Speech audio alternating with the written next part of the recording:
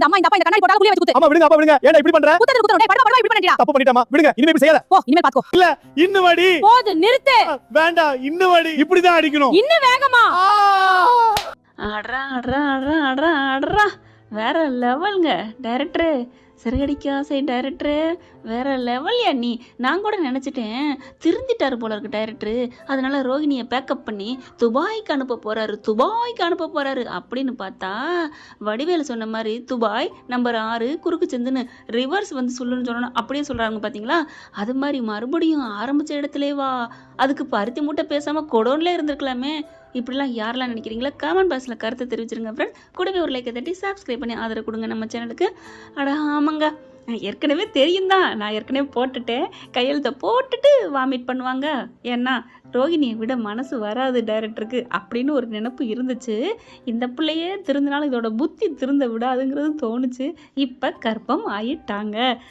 எல்லாருக்கும் ஷாக்கிங். ஆனால் நேயர்கள் நமக்கு ஷாக்கிங்கே இல்லைங்க. ஏன்னா இந்த ட்விஸ்ட்டை தான் கொடுப்பாங்கன்னு தெரியுமே, ஆல்ரெடி தெரியுமே. நம்மளாம் சீரியல்லே ஊறி போய் கிடக்குறோம்ல. 1-2 மட்டும்தான் மிஸ் ஆகும். இப்போ கர்ப்பம்னு சொன்னோன்னே கறி கலங்கி போய் நம்ம கர்ப்பமே கலங்கிருச்சுன்னு சொல்லுவாங்க இல்லையா, அந்த மாதிரி மனோஜுக்கு தூக்கி வாரி போடுதுங்க. எனக்கு என்ன ஒரு டவுட்டுனா, இப்போ அந்த இடம் கல்யாணம் பண்ணியிருக்கிற இடமும் கனகாவும் அப்பா அம்மா பெரிய பணக்காரங்க, கொடீஸ்வரங்க. இப்போ அவரோட வாழ்வாரா, என்னதான் இருந்தாலும் தாலி கட்டிட்டார்ல, அதனால இங்கே வாழ்வாரா, இல்லை புள்ள வந்துருச்சு அப்படிங்கிறக்காண்டி இவங்க பண்ண தப்பெல்லாம் மறந்துட முடியுமா என்ன?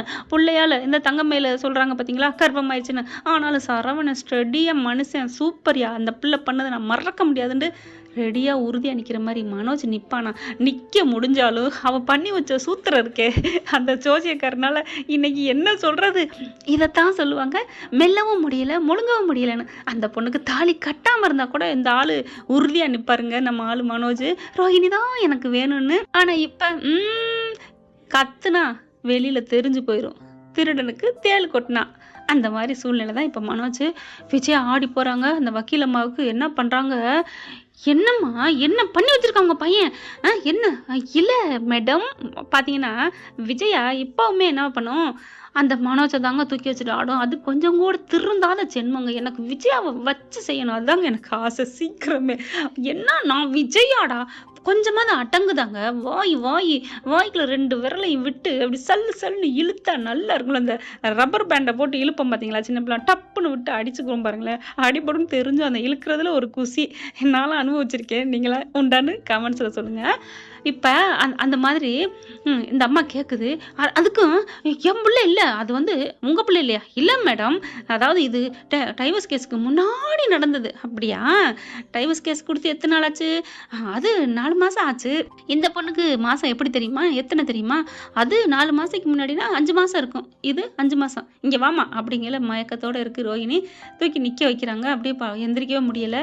வயிற்று அப்படியே தடவி காமிக்கிறாங்க. வயிறை பார்த்தீங்கன்னா சேப்பாக்க கிரிக்கெட் கிரவுண்டு மாதிரி இருக்குது. இந்த பிள்ளைக்கு 5 மாதமா அப்படிங்கிற தெரியுது. விஜயாவுக்கும் தெரியும், எல்லாருக்குமே தெரியும். இப்போ தான் இந்த ரீசன் நடந்திருக்குன்னு சொல்லிட்டு. ஆனாலும் மலுப்பு தான்.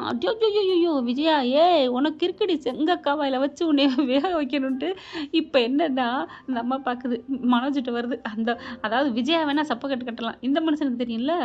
எப்படி மம்முட்டி தளபதியில் கேட்பார்ல ரஜினி, எப்படி அப்படிங்கிற மாதிரி எப்படி அப்படின்னு கேட்க, அது வந்து மேடம் என்னையா வந்து போயிட்டு டைவர்ஸ் கேஸ் நடந்துட்டுருக்கு, இடையில நீ இப்படி கற்பம்னு சொன்னால் என்ன நினைப்பாங்க அப்படிங்கல. மேடம் அது என் பிள்ளையா இருக்காது அப்படிங்கல. வாயை மூடுமா அப்படிங்கிறாங்க வக்கீல்.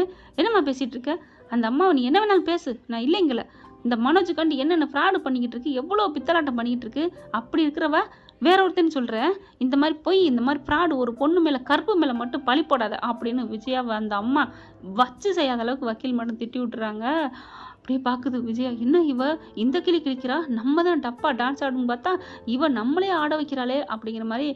இல்லை மேடம், அது வந்து மேடம் வாயை மூடுங்க அப்படின்ட்டு நான் மனோஜிட்ட பேசிக்கிறேன். என்ன மனோஜ் என்ன பண்ணி வச்சுருக்கீங்க? இல்லை மேடம், அது வந்து உங்களுக்கு பிடிக்காம தானே டைவர்ஸ் கொடுத்தீங்க. அது வந்து டேய் பிடிக்காம தானடா டைவர்ஸ் கொடுத்தா அப்படின்னு விஜயாவும் பயங்கரமாக கத்த. ஆமாம் பிடிக்காம டைவர்ஸ் கொடுத்துருக்கீங்கன்னா கேட்டிருக்கீங்கன்னா அப்புறம் ஏன் எப்படி இது எப்படி நடுவில் அது சொல்லுங்க எப்படி? என்னையா சிரிப்பாங்க கோர்ட்டுக்கு போனா. என்னம்மா என்னைய தான் போட்டு புடுங்கி எடுக்க போறாரு அந்த நீதிபதி. சும்மாவே என்ன நொய்யி நொய்யின்னு காய்ச்சி எடுப்பாரு. இப்ப இது வேறயா?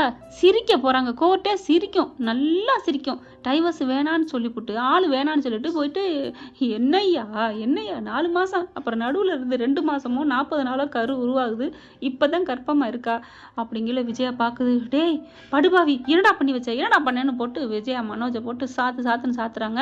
சும்மா நிறுத்துமா அப்படின்னு சொல்லிட்டு இவங்க இந்த மாதிரி இந்த கேஸை இனிமே நான் எடுக்க முடியாது. முத்து மீனா பாக்குறாங்க. ஏன்டா ஒன்றும் உறுதியா அப்படி நில்லு, இல்லை இப்படி நில்லு. இந்த பொண்ணு தான் வேணா ஏத்துக்க வேண்டியதானடா, நீ சொல்ல வேண்டியதானடா. இல்ல அம்மா தான். என்னடா அம்மா தான்? அட்டிச்சே நோய்வேன். உடனே விஜயா பாக்குதே, இருங்கடா இங்க வாடா மனோஜ். எப்படா இது எப்படா நடந்தது? அவ வீட்டுல இருந்து இருந்தா, நீ நம்ம வீட்டுல இருந்து இருந்தா. இல்ல நான் அப்படிங்கல. ஓ முத்து பாக்குறது. ரைட்டு. ஏன்டா ஷோரூம்ல தங்கியிருந்தியே அப்பவா? ஆமா. அப்ப அம்மா பாக்குது. ஏண்டா நான் வந்தப்ப பாத்ரூம்ல பொட்டெல்லாம் இருந்துச்சே, அது அன்னைக்கு தாம்மா. அட பாவி, ஐயோ ஐயோ ஐயோ அப்படின்னு விஜயா அடிச்சுக்குது. எப்பட்றா அப்படிங்கல. இல்லம்மா நான் தான் சொன்னேனேம்மா, எலி பிடிக்கிறதுக்கு பூனை கொண்டு வந்தா கடைசியில் ஒன்றை பிடிச்சிட்டாளா அப்படின்னு பயங்கரமா கத்துறாங்க.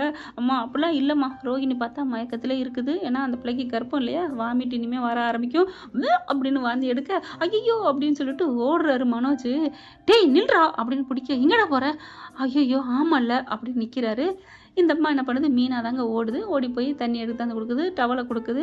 வாமிட் எடுத்தது எல்லாம் என்ன இங்க யாரு வாந்தி எடுக்க, யார் எடுக்க? டக்குன்னு முத்து மீனா பிடிக்கிறாரு. என்ன பண்ணிட்டு இருக்க? ஏங்க நான் ரோஹிணிக்குன்னு பண்ணலைங்க, அது வந்துங்க இங்க பார், பேசாம நில்லு அப்படிங்கிறாங்க. இல்லைங்க இது ஒரு மனிதாபிமானங்க, அது கர்ப்பமா இருக்கிறாங்கிறதுனால தான் அப்படிங்கிறாங்க. ரோஹிணி வந்துட்டு இல்லை மீனா பரவாயில்ல நானே தொடச்சிக்கிறேன், அட நீங்கள் சும்மா இருங்க அப்படின்ட்டு மீனா எல்லாத்தையும் பண்ணுறாங்க.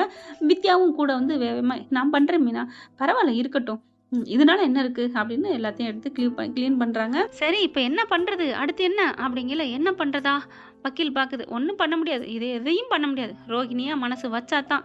ரோஹிணி என்ன நீ பண்ணுற, என்ன நீ பண்ண போகிற, என்னடி பண்ண போகிற அப்படிங்கல. ஏமா இப்படிலாம் பேசினா அந்த பொண்ணு மனசு வச்சா உங்கள் மயம் எல்லாம் கூண்டோட அப்படி எப்படி இவளை வந்து மயக்காது கொடுத்தா நாங்கள் பண்ணணும், அவளும் இடம் கொடுத்துருக்காள்ல, அப்புறம் என்ன எங்கள் மேலே மட்டும் தப்பு இல்லைல்ல. சரி அவன் வாழ நினைக்கிறவ என்ன வேணாலும் பண்ணலாம், நீங்கள் வேணான்னு நினைக்கிறவன் இந்த மாதிரி ஒட்டிக்கிட்டு இருப்பீங்க. ஆமாம் கரெக்டாக பாயிண்டை பிடிச்சிட்டாலே அப்படின்னு விஜயா நினைக்குது. மனோஜை போட்டு சாத்துன்னு சாத்துது. இப்போ என்ன பண்ணலாம் அப்படிங்கிறாங்க. அதெல்லாம் முடியாது, அவள் இந்த வீட்டுக்குள்ள வரவும் கூடாது, விட மாட்டேன். ரோஹிணி அழுகுது. பரவாயில்ல நான் கிளம்புறேன் அப்படின்னு கிளம்ப. ஏம்மா எங்கேம்மா போகிற? எங்கள் வீட்டுக்கு தான். எதுக்குமா? ஆமாம் எனக்கு இப்போ குழந்தை வந்துருச்சு, இனிமேல் நான் என்னத்துக்கு வெளிநாட்டுக்கு போகணும், எனக்கு புள்ள இருக்குது, எனக்கு போதும் இது போதும் அப்படின்னு கிளம்ப. ஏய் பணத்தை எடுத்துகிட்டு போடி, கையெழுத்த போடுறி அப்படின்னு விஜயா கெஞ்சிக்கிட்டே வர. பணமா? யாருக்கு வேணும் பணமா? இல்லை ஜனமண்ணா, எனக்கு என் ஜனம், என் வயிற்றுல என் புள்ள தாண்டி எனக்கு முக்கியம் அப்படின்ட்டு அப்படியே கிளம்புதுங்க. அதானே இதுவாச்சும் திருந்துறதாவது. மனோஜ் என்ன பண்ணுறதுன்னு தெரியலையே, உரலுக்கு ஒரு பக்கம் இடி, மத்தளத்துக்கு 2 பக்கம் இடி அப்படிங்கிற மாதிரி மனோஜ் தவிக்கிறா. டேய் ஏன்டா தவிக்கிற, அதெல்லாம் இவ்வளோ வெட்டி விட்டலாம்டா, கவலைப்படாதடா. அப்படிலாம் இல்லை, ரோஹிணி பிள்ளையோட எதுக்கலான்னு ஆசையாக இருக்கே அப்படிங்கல முத்து. அப்புறம் ஏத்துக்க ஏன் வேணாங்கிற? இல்லடா முத்து அங்கதான்டா ஒரு பிரச்சனை. என்னடா பிரச்சனை, ஏன்டா பயப்படுற? இல்ல அது வந்து டேய் உங்களுக்குலாம் தெரியாம ஒரு காரியம் பண்ணிட்டேன்டா. என்னடா பண்ணி வச்சிருக்க? அது வந்து சொல்லு நான் அப்படின்னு நடந்ததெல்லாம் சொல்ல. அட பாவி, அப்ப அன்னைக்கு கல்யாணம் நடந்தது உனக்காடா? ஆமாடா, போச்சு எல்லாம் போச்சு அப்படின்னு தலையில துணியை போட்டு உட்கார்ற மாதிரி உட்கார்றாரு முத்து. டேய் முத்து என்னடா பண்ணலாம்? விஜய் அங்கேருந்து வருது. டேய் என்னடா நடக்குதுங்க? உங்கள் மையம் உங்களுக்கு பாராட்டு பத்திரம் வாட்சி வச்சிருக்கேன், வந்து எடுத்துக்கோங்க. என்னடா சொல்கிற? மனோஜ் உடனே முத்து ப்ளீஸ்டா அம்மாட்ட சொல்லாதடா. டே அம்மாட்ட சொல்லாமல் என்னடா பண்ண முடியும்? எங்கிட்ட ரோஹிணி வந்துருச்சு, நீ யாருக்குன்னு சமாளிப்ப? இப்போவும் சொல்கிறேன் உண்மையை சொல்லிடு மனோஜ் அப்படிங்கிறாங்க. விஜயா வந்தோடனே உண்மையை சொல்கிறாங்க. மனோஜ் சொன்ன கையோட ஆடி போகிறாங்க. எல்லாரும் செம்ம குடுப்பு கட்டுறாங்க. மனோஜை குமுருட்டப்பான்னு குமுறி எடுக்கிறாங்க. பாவி போய் அந்த மெண்டலே அம்மா இந்த மாதிரி மெண்டல் சொல்லாதம்மா அப்படிங்கிறாரு. விஜயாவை நிறுத்தி வச்சுட்டு முத்து, ஏன்டா அப்புறம் மெண்டல் தான்டா சொல்லணும். உடனே விஜயாவை முத்து அடக்குறாரு. அம்மா ஒரு பிள்ளைய பார்த்தப்பெல்லாம் பேசாதீங்கம்மா, நம்ம வீட்டு பிள்ளைக்கு இப்படி தான் என்ன பண்ணுறது அப்படிங்கல. டே அதை மெண்டல் தான்டா சொல்ல முடியும், என்னடா நினச்சிட்டு இருக்க? என் பிள்ளைக்கு அவளா? சரி அப்போ ரோஹிணி ஏற்றுக்கிறீங்களா? இவளு வேணா அவளு வேணா? அப்புறம் இன்னொன்று பார்ப்பேன். இன்னொன்னா டேய் மனோஜ், உனக்கு யோகந்தாண்டா. ஏற்கனவே சுருதிக்கிட்ட ரவி வாயை கொடுத்து வாங்கிக்கிட்டாரு. பரவாயில்ல மனோஜுக்கு ஒன்று ஜீவா அப்புறம் ரோஹிணி அப்படின்னு சொல்லிட்டே இருக்காரு. இப்போ அம்மா பார்க்குற பொண்ணுன்னு சொன்னாரா, இப்போ இது வேற தெரிஞ்சு போச்சா, ஆடி போகிறாங்க. டேய் ஒன்றும் தெரியாதவன்னு நல்லா பண்ணியிருக்கேடா சம்பவம். இல்லை அது வந்து அவளுக்கு 5 லட்சம் கொடுக்கணும், நீங்கள் யாரும் தரல, அப்புறமா பணம் எனக்கு நிறையா கோடியாக வரப்போகுதுன்னு சொன்னதுனால தான் அப்படிங்கல. அப்போ கோடின்னா எவ்வளோடா கொடுப்பாங்க? விஜயாவுக்கும் செம்ம, ஏன்னா ஒன்றும் பண்ண முடியாதுல்ல, அதனால ஒரு சந்தோஷம். சொல்லுடா எவ்வளோ பணம்? அதெல்லாம் கோடிமா, பல கோடிமா, 300 கோடிலாம் இல்லைம்மா. அப்போ நிறைய கோடியாடா? ஆமாம்மா. டே அப்போ அவளே கூட்டியாந்துருவோம். கிழிச்சிங்க. இனிமேல் அவளை கூட்டியாந்து என்ன பண்ண முடியும்? இனிமேல் உங்கள் கேஸுக்கு நான் வரல, எதுக்கு வரல, இதெல்லாம் எவ்வளோ சட்டப்பிரகாரம் தப்பு தெரியுமா அப்படின்னு வக்கீல் கத்துறாங்க. மேடம் இப்போ என்ன மேடம் பண்ணுறது? ஒன்றும் பண்ண முடியாது. அவள் கற்பமா இல்லாமல் இருந்தால் கூட ஒரு வேலை ஏதாவது பண்ணியிருக்கலாம், இனிமேல் ஒன்றும் பண்ண முடியாது அப்படின்னு சொல்லிட்டு கிளம்புறாங்க. ரோஹிணி முன்னாடி போயிட்டாங்க. இனிமேல் டைவர்ஸும் இல்லை ஒன்றும் இல்லைன்ட்டு இப்போ கிளம்புறாங்க. வக்கீலை பார்த்துட்டு மேடம் என்ன போறீங்க அப்படின்னு வர, அப்புறம் போகாமல் என்ன பண்ணுறது முத்து? இவங்க என்னென்ன பண்ணி வச்சுருக்காங்க? என்ன முத்து, இவங்க வயிற்றில் நீங்கள் பிறந்தீங்களா இல்லை இவங்களோட நீங்கள் கூட பிறந்தீங்களா? நீங்கள் எப்படி இருக்கீங்க? ஆனால் இதுங்களுக்கு மத்தியில் எப்படி சமாளிக்கிறீங்க? அட என்ன மேடம் பண்ணுறது, பிறந்துட்டாங்க, பெற்றுட்டாங்க, வாழ்ந்தானே ஆகணும்.